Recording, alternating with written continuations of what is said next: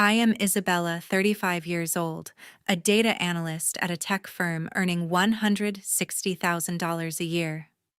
Every dollar I had saved, every investment I had made, it all came from my own grit and determination. That Thanksgiving morning, as I stood in my apartment gripping my packed suitcase, a familiar dread tightened in my chest. I was headed to a family reunion at the Rosewood in Miramar Beach, Florida, a sleek coastal resort. It was our annual tradition, but that year the air felt tense, like a fuse waiting to ignite. My parents had always favored my brother, pouring their affection on him while I was left in the shadows. He had a wife, a kid, and a lavish lifestyle he hadn't earned. But when I arrived and was told there was no room for me, my brother sneered. "The room is for me, my wife, and my child. We're the real family." That was the start of a chain reaction. I simply replied, "Enjoy it," and walked away. Hours later, after ignoring dozens of their frantic calls, something unthinkable turned their world upside down. Before we dive into the story, tell me what time it is and which city you're watching from. And stay tuned until the end to see the truth that left my entire family stunned. As I zipped up my suitcase that Thanksgiving morning, a weight settled in my stomach heavier than the luggage in my hand. I stood in my Seattle apartment staring at the neatly packed clothes, knowing the trip to Florida would stir up old wounds. My brother had always been the golden child, the one my parents propped up while I fought for scraps of their attention. Growing up, I watched them shower him with praise for every minor achievement: his high school football games, his rushed wedding, even the birth of my niece. Meanwhile, my straight-A report cards and late nights studying for my degree barely earned a nod. It wasn't just favoritism. It was a wall between us, built brick by brick over years. My brother's life screamed excess. He ran a failing restaurant in Miami, propped up by my grandmother's monthly checks, $30,000 wired without fail. His wife spent her days curating a perfect image on Instagram, posting about designer bags and private school fees for their daughter. I scrolled through her posts sometimes, not out of envy, but disbelief. How could someone live so recklessly, banking on someone else's wealth? My parents weren't much better. Retired and living in a high-end assisted living facility, they leaned on my grandmother's money for their medical bills and golf club memberships. I had learned early on that relying on others was a trap. My grandmother, the only one who saw my worth, taught me that. When I was 16, she sat me down with a ledger showing me how to budget, invest, and stand on my own. "Don't let anyone own you," she had said, her voice firm but warm. Those lessons shaped me, pushed me to build a career where I answered to no one but myself. Packing for the trip, I couldn't shake the memory of last year's reunion. My brother had bragged about his new boat bought with my grandmother's money while my parents beamed. I had mentioned my promotion, a step up to senior analyst, and they changed the subject to my niece's piano recital. It stung, but I swallowed it like always. This time, though, something felt different. My brother's recent texts had been sharper, almost territorial, hinting that I didn't belong at the reunion. "It's a family thing," he had written once, as if I were an outsider. I pushed the thought aside, checking my flight details to Florida. My grandmother would be there, and her presence always grounded me. She had a way of seeing through the facade, cutting through the noise with a single look. I slipped my laptop into my carry-on, thinking about the work I'd return to after the trip. My job demanded focus, and I loved it for that. Numbers didn't lie or play favorites. They rewarded those who paid attention. Unlike my family, my career valued my effort. But as I locked my apartment door, a flicker of unease hit me. I had a feeling this reunion would test more than my patience. My brother's entitlement, my parents' blind loyalty to him, it was a powder keg, and I was walking into it. I took a deep breath, grabbed my keys, and headed for the airport, unaware that this trip would change everything. When my plane touched down in Florida, I felt a mix of exhaustion and unease, the weight of the trip pressing harder than the suitcase I dragged behind me. The Rosewood in Miramar Beach loomed ahead as my taxi pulled up its sleek glass facade, catching the late afternoon light. The air buzzed with the polished energy of wealth guests in tailored outfits, staff gliding with practiced smiles, but beneath it, I sensed a brewing storm.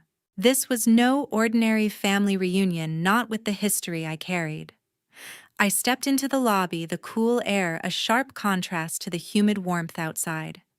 My parents were already there, standing near a marble fountain, their faces lit with the same forced cheer I remembered from childhood. My father adjusted his glasses, glancing at me briefly before looking away.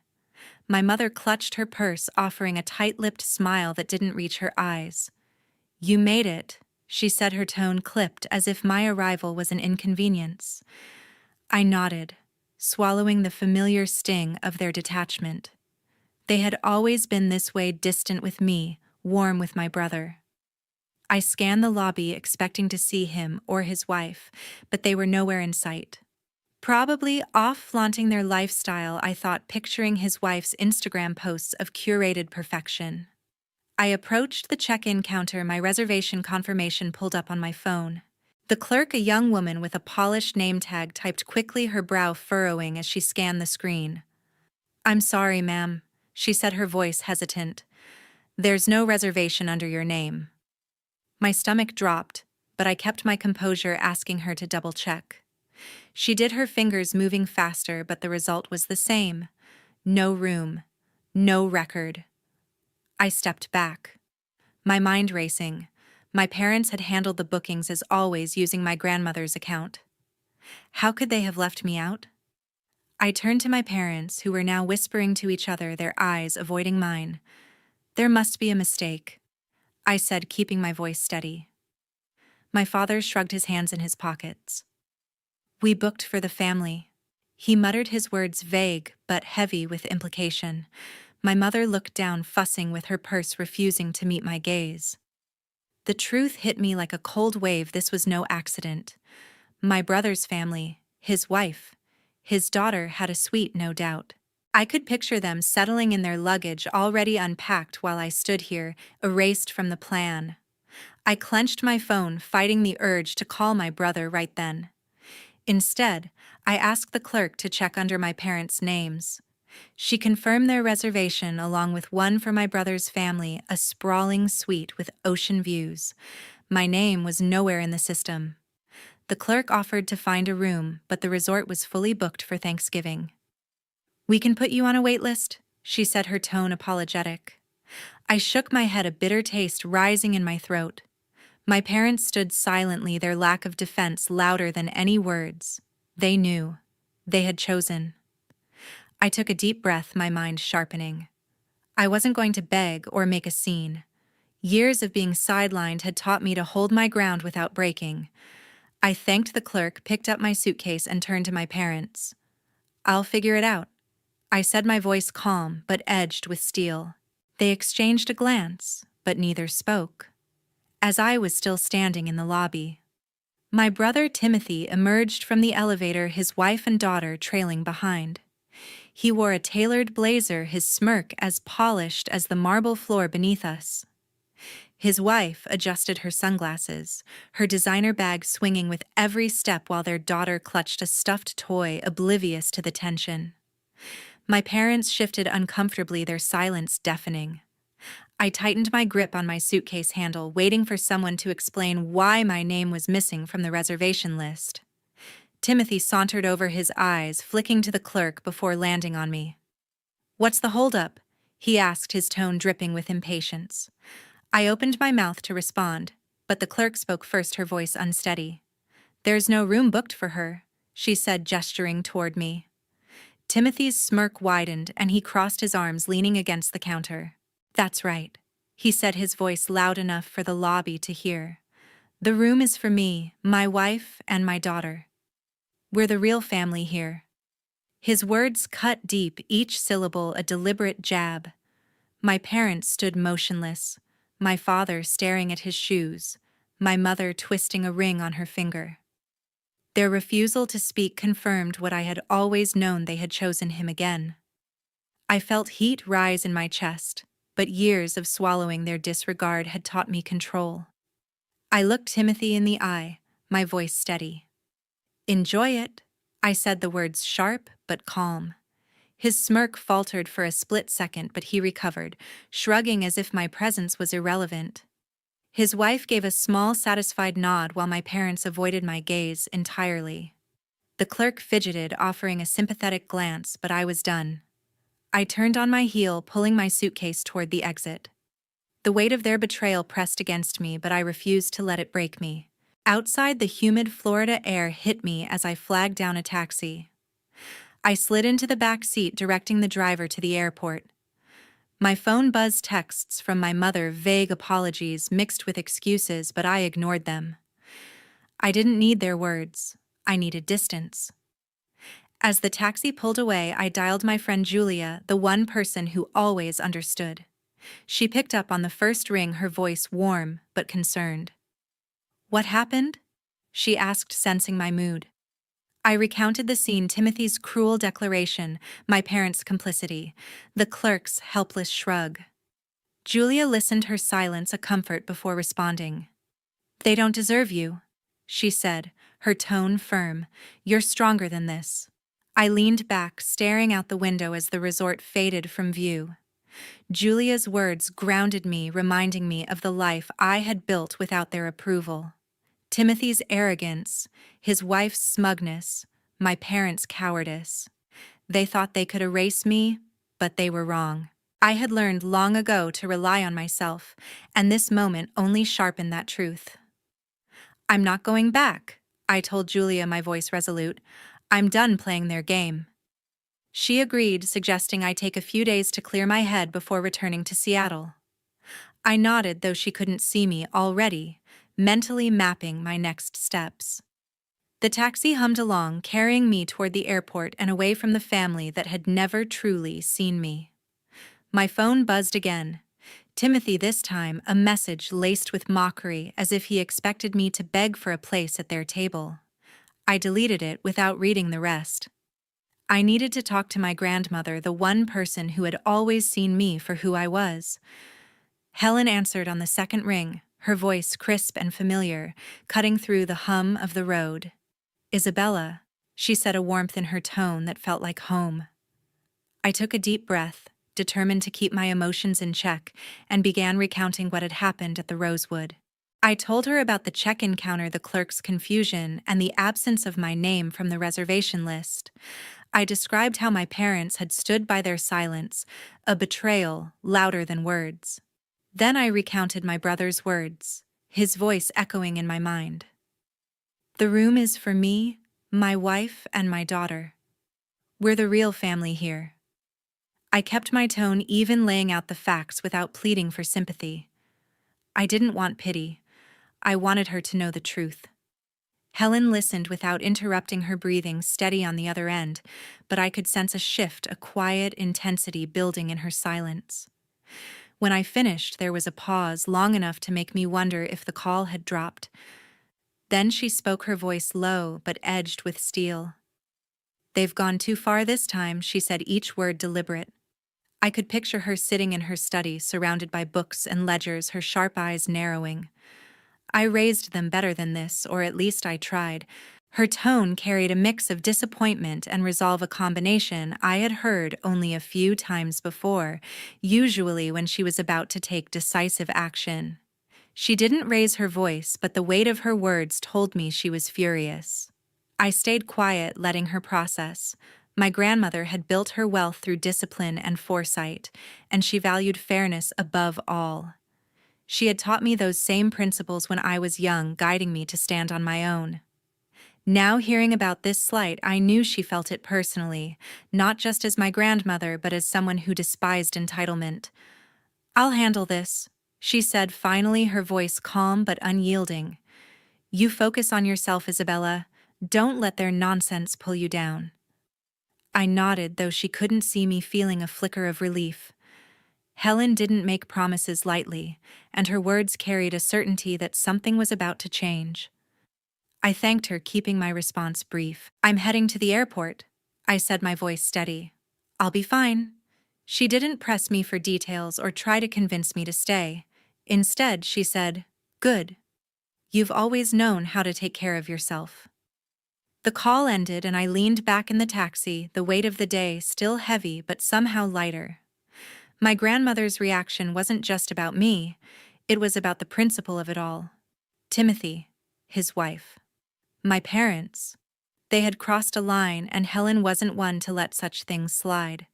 The taxi driver glanced at me in the rearview mirror, asking if I needed to stop anywhere before the airport. I shook my head, my mind already turning to the future.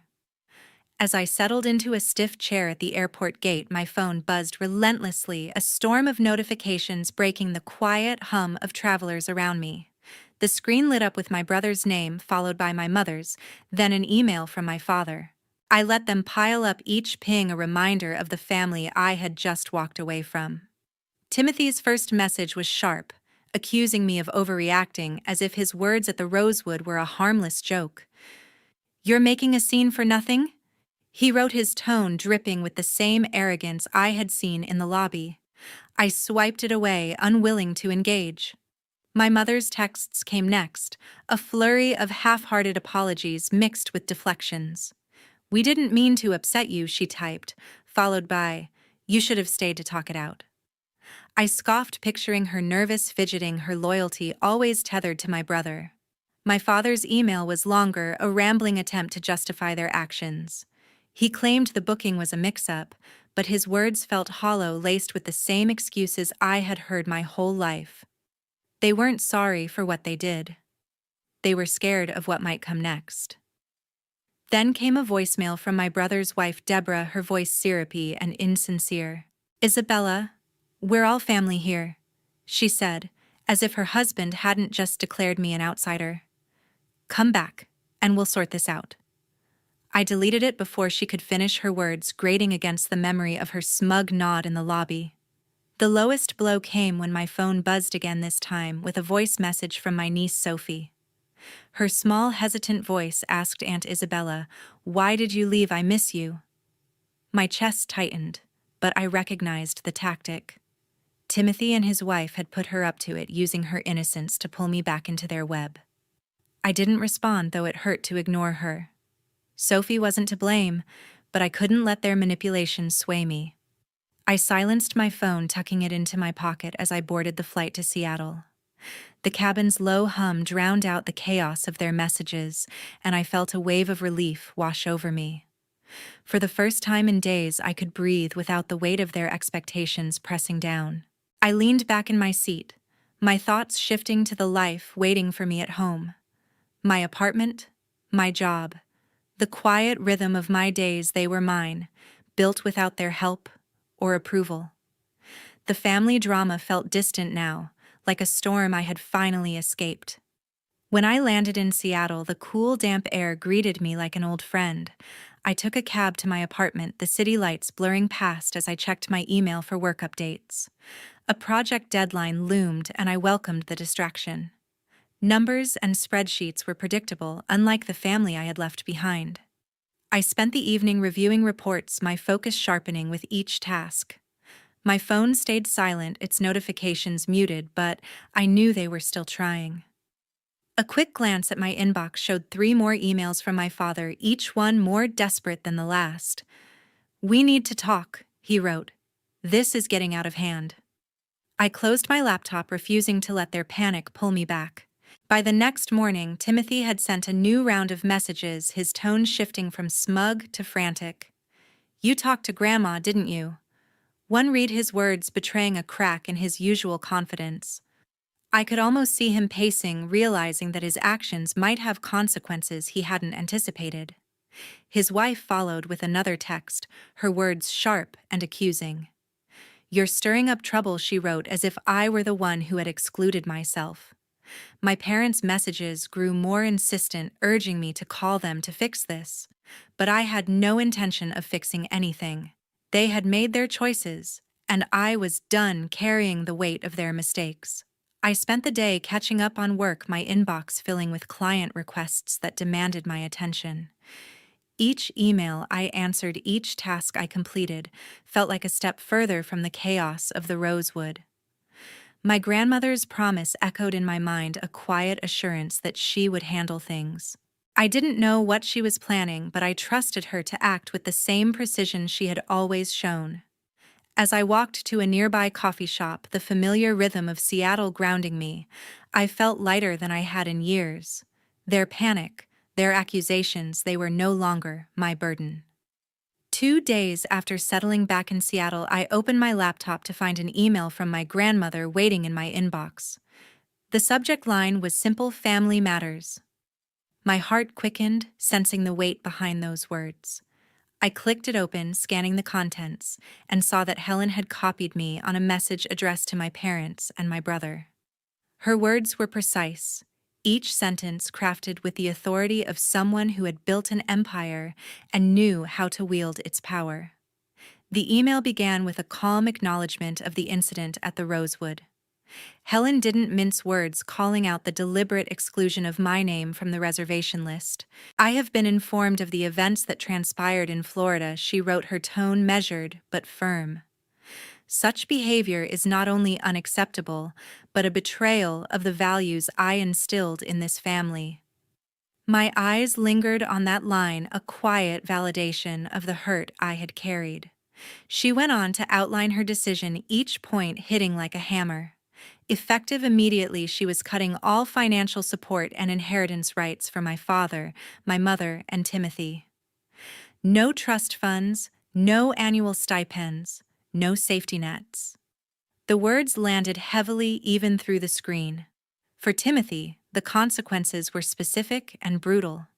Helen revealed that she had been quietly covering the debts of his failing restaurant, a venture he had boasted about, but mismanaged into near collapse. The restaurant's loans will no longer be subsidized, she wrote. You will face the creditors on your own. I could almost see Timothy's face, his smug confidence crumbling as he realized his lavish lifestyle was at risk. His restaurant, a symbol of his inflated ego, was now a sinking ship, and Helen had just pulled the plug. My parents faced their own reckoning. Helen disclosed that their retirement fund, which they had relied on for years, was tied to her estate. With one stroke, she severed their access, leaving them to fend for themselves. She also withdrew her commitment to securing their place in a luxury assisted living facility they had bragged about to their friends. You will need to make other arrangements. She wrote, her words cold and final. I imagined my mother clutching her phone, her usual composure cracking, and my father staring blankly, his excuses useless against Helen's resolve. As I read, a mix of emotions swirled inside me. There was no joy in their downfall, but a quiet satisfaction settled in my chest. For years I had been the outsider, dismissed while they basked in their entitlement. Now Helen's email was a mirror, forcing them to face the consequences of their choices. I wasn't mentioned in her decision, but being copied on the email felt like a nod, a recognition that I had been wronged and that justice was being served. I leaned back in my chair, the Seattle skyline visible through my window, and let out a slow breath. This was vindication, not vengeance, and it felt right. I closed the email knowing my family was likely reeling. Timothy would be scrambling to save his restaurant, probably calling in favors he didn't have. My parents would be recalculating their future, their dreams of a cushy retirement unraveling. I didn't need to see their reactions to know they were shaken. Helen's words were too precise, too final to leave room for doubt. My phone remained silent, a stark contrast to the barrage of messages from the day before. They weren't reaching out now, and I didn't expect them to. They were too busy grappling with the fallout. I turned my attention to my work, opening a spreadsheet for a client project. The numbers grounded me, their logic a refuge from the family chaos. Helen's decision hadn't changed my life. I had built my own path long ago, but it lifted a weight I hadn't realized I was carrying. The years of being overlooked, of biting my tongue, felt acknowledged in her actions. I didn't need their apologies or their approval anymore. I had my grandmother's respect, and that was enough. As I worked, I thought about what might come next. Helen wasn't done, she never left things half-finished. Her email hinted at further steps, a restructuring of her estate that would likely ripple through the family for years. I didn't know the details, but I trusted her to handle it with the same clarity she had shown in her message. For now, I was content to stay out of the fray, letting their world shift while I held steady in mine. The city outside hummed with life, and I felt more at home than ever, ready for whatever lay ahead. 2 weeks after my grandmother's email, I met Julia at a quiet cafe near my apartment. The city's drizzle pattered against the windows as we settled into a corner, both cups of coffee steaming between us. My phone, still muted from the barrage of family messages, sat face down on the table. Julia leaned forward, her eyes sharp with curiosity, and asked to see the latest emails from my family. I handed her my tablet, knowing she'd help me make sense of their unraveling. Julia scrolled through the messages, her brow furrowing as she read. My brother had sent a long email, his usual bravado replaced by a desperate plea. He described how he and his wife were forced to list their sprawling suburban house for sale, the one they had flaunted at every family gathering. The restaurant's collapse had drained their savings and creditors were circling.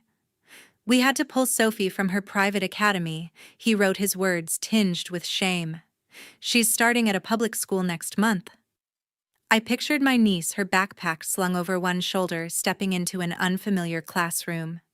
It stung, but Timothy's choices had led them here, not mine. My parents' emails were bleaker. My father wrote about their move to a cramped one-bedroom apartment, a far cry from the elegant home they had once maintained. We're cutting corners where we can, he admitted, detailing the medical bills piling up, without the cushion of my grandmother's support. My mother's message was shorter, her tone bitter. You could have stopped this, she wrote, as if I had orchestrated their downfall. I felt a flicker of guilt, but Julia's voice cut through it. They're blaming you for their own mess, she said, setting the tablet down. Don't let them drag you back. Julia's clarity grounded me. We dissected the emails together, her sharp insights peeling back the layers of manipulation. Timothy's message tried to paint him as a victim, but Julia pointed out his refusal to take responsibility. He's still acting like he's entitled to Helen's money, she said, shaking her head. My parents' words, she noted, were heavy with resentment, not remorse. They're not sorry for what they did, she said. They're just mad about the consequences. Her words echoed my own thoughts, solidifying my resolve to keep my distance. As we talked, I sipped my coffee, the warmth spreading through me. Seattle's gray skies felt comforting, a stark contrast to the chaos my family was facing. I had read about Timothy's house in a real estate listing, its price slashed to attract buyers. The image of their once pristine lawn, now neglected, flashed in my mind. My parents' new reality was just as stark. Without Helen's backing, they were juggling doctor visits and prescriptions on a tight budget. I didn't revel in their struggles, but I couldn't ignore the justice in it. They had built their lives on favoritism, and now those foundations were crumbling. Julia leaned back, her expression softening. You're doing the right thing by staying out of it, she said. You've got your own life here. She was right. My apartment, my job, my routines. They were steady, untouched by the family's collapse. I had spent years carving out this space free from their expectations. The emails, though painful to read, were proof that I didn't need them to thrive. I thanked Julia, her support a lifeline as always. We finished our coffee, the conversation shifting to lighter topics, her latest project, a new bookstore opening nearby. Back at my apartment, I glanced at my phone, tempted to check for new messages. Instead, I set it aside, opening my laptop to tackle a work proposal. The rhythm of typing steadied me, each keystroke a reminder of my independence. My family's world was falling apart, but mine held firm. Timothy, his wife, and my parents were grappling with choices they could no longer outrun. Sophie, caught in their mess, was the only one I felt for, but I knew reaching out would pull me back into their orbit. I wasn't ready for that. Not now, maybe, not ever. A month after meeting Julia at the cafe, I walked into my office greeted by a surprise from my boss. She called me into her office, a wide smile on her face, and offered me a promotion to senior analyst. The role came with a corner office a raise and more responsibility, exactly the kind of challenge I thrived on. I accepted without hesitation, feeling a surge of pride as I shook her hand. Years of late nights and meticulous work had paid off, and this moment was mine, earned through my own effort, not family connections. Back at my desk, I sent a quick text to Julia sharing the news. "You're killing it," she replied, her enthusiasm infectious even through the screen. I smiled, grateful for her unwavering support. My life in Seattle had settled into a rhythm that felt right: workouts, and weekends exploring the city's markets or hiking trails. The chaos of the Rosewood and my family's fallout seemed like a distant memory, though the lessons lingered sharp and clear. That evening, I headed to a meeting of my investment club, a group of friends who gathered monthly to discuss stocks, bonds, and financial strategies. The meeting was held in a cozy community center, its walls lined with bookshelves and warm lighting. I arrived early, setting up my laptop to share my latest portfolio updates. My investments, carefully chosen over years of research, were yielding steady returns.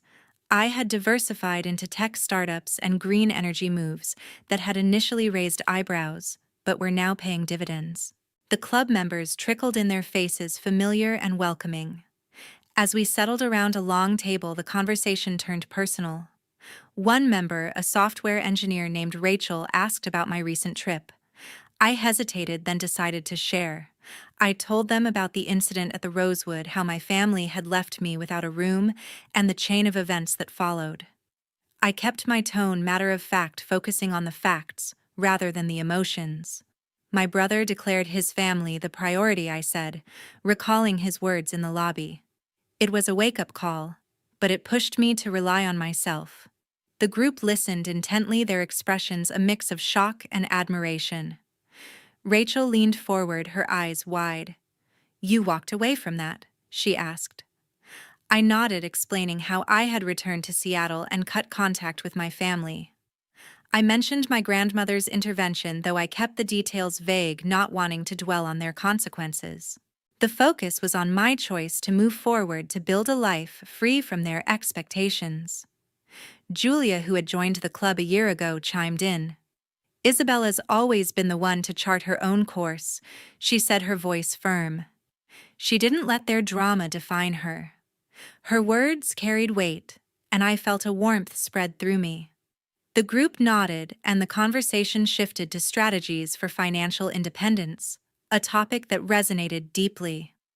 I shared my approach to budgeting and investing, emphasizing discipline and patience. The others chimed in with their own tips, creating a lively exchange that left me energized. As the meeting wrapped up, Julia pulled me aside. "You're stronger for this," she said, her eyes steady. "Don't let anyone make you doubt that." I thanked her, appreciating how she always knew when to push me to stay true to myself. We walked out into the cool Seattle evening, the city's skyline glowing against the dusk. I felt a sense of freedom, unburdened by the need for my family's approval. My promotion, my investments, my friends, they were proof of a life I had built on my own terms. Back at my apartment, I reviewed my portfolio, tweaking a few allocations before bed. The numbers were reassuring, a testament to years of careful planning.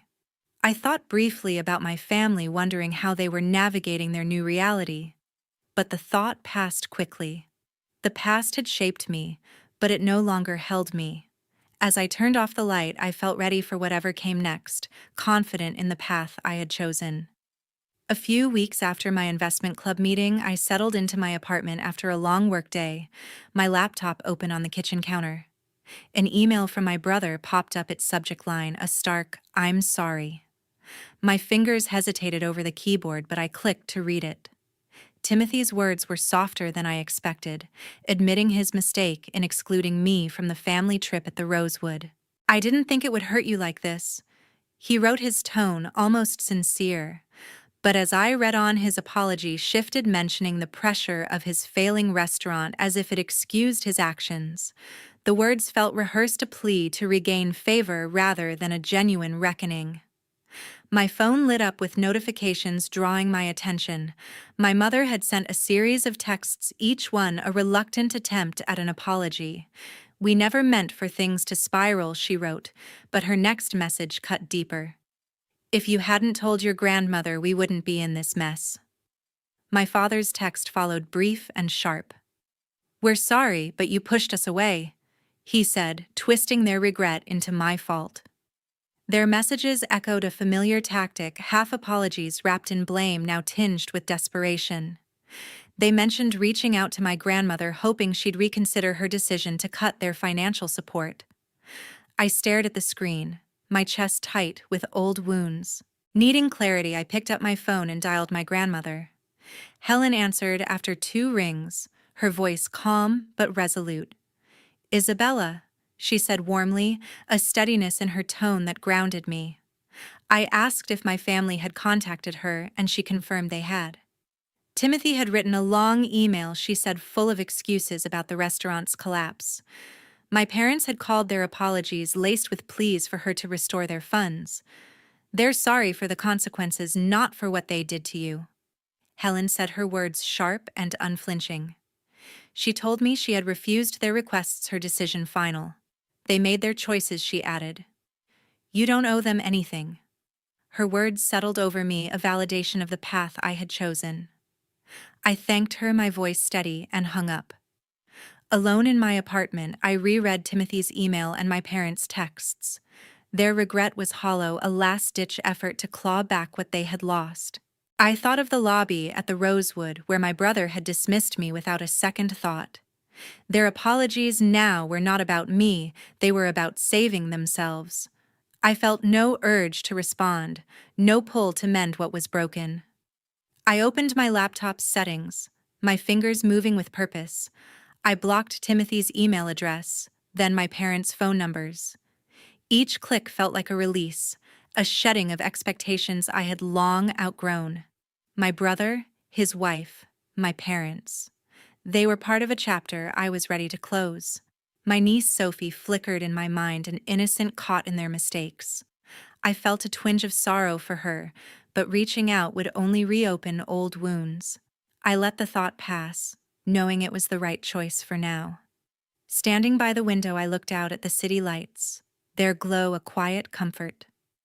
The weight of my family's drama lifted, replaced by a clarity I hadn't felt before.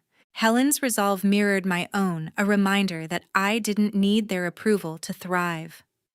My job, my investments, my life, they were mine, built without their influence. The Rosewood incident had been a painful lesson, but it had freed me from their shadow. I returned to my laptop, pulling up a work report. The familiar task of organizing data and setting goals grounded me. My family's belated regrets, their failed pleas to Helen, were their burden, not mine. As I worked, the silence of my apartment felt peaceful, a space where I could focus on what mattered. I had walked away from their chaos once, and now I was doing it again, this time with no looking back. A month after blocking my family's contacts, I found a package waiting at my doorstep on my birthday. The small box bore my grandmother's elegant handwriting, and I smiled as I carried it inside. Opening it, I discovered a hardcover book on advanced investment strategies, its pages crisp and untouched. Tucked inside was a note from Helen, her words concise yet warm. "Keep building your future, Isabella. You're already on the right path." I traced my fingers over the cover, grateful for her quiet support. She hadn't just given me a gift. She had reaffirmed my choices, her faith in me a steady anchor. I placed the book on my desk next to my laptop where I tracked my investments. My portfolio had grown stronger, each decision a step toward the financial independence I valued. My new role as senior analyst kept me engaged, the challenges sharpening my focus. Outside of work, I filled my days with small joys, morning runs, dinners with friends, quiet evenings reading. The turmoil of the rosewood felt like a distant chapter, its lessons etched into my perspective. I had learned to prioritize my self-respect over the fleeting approval of others. As I flipped through Helen's book, my thoughts drifted to the past. The trip had exposed my family's favoritism, a truth I could no longer ignore. Their actions, my brother's dismissal, my parents' indifference had pushed me to stand alone. But that moment of betrayal had also revealed my strength. I didn't need their validation to thrive. I never had. The realization was freeing a weight lifted from years of trying to fit into their expectations. Financial independence, I understood now, was more than numbers in an account. It was the power to live on my own terms. My gaze fell on a small velvet pouch in my desk drawer, a gift I had bought months ago for my niece Sophie. Inside was a delicate silver necklace, its pendant a tiny star chosen because she loved stargazing as a child. I had planned to give it to her someday, but not now. She was still young, caught in the fallout of her parents' choices. Contacting her would mean stepping back into a world I had left behind. Instead, I tucked the pouch away, a promise to myself that I'd reach out when she was older, when she could understand my absence. For now, keeping my distance was the kindest choice I could make. I leaned back in my chair, the city lights casting a soft glow through the window. The path I had chosen wasn't easy, but it was mine. The Rosewood incident had been a turning point, not because of what my family did, but because of what I discovered about myself. I had walked away from their chaos and built a life rooted in my own values. Helen's gift, Sophie's necklace, my steady routines. They were reminders of who I was and who I wanted to be. Closing the book, I felt a quiet resolve. Living authentically meant letting go of those who couldn't respect me. My family's apologies, their regrets, their struggles, they were no longer my burden. I had my work, my goals, my future. As I turned off the lamp, the room settled into darkness, but I felt no fear. I was exactly where I belonged, grounded in the truth of my own worth.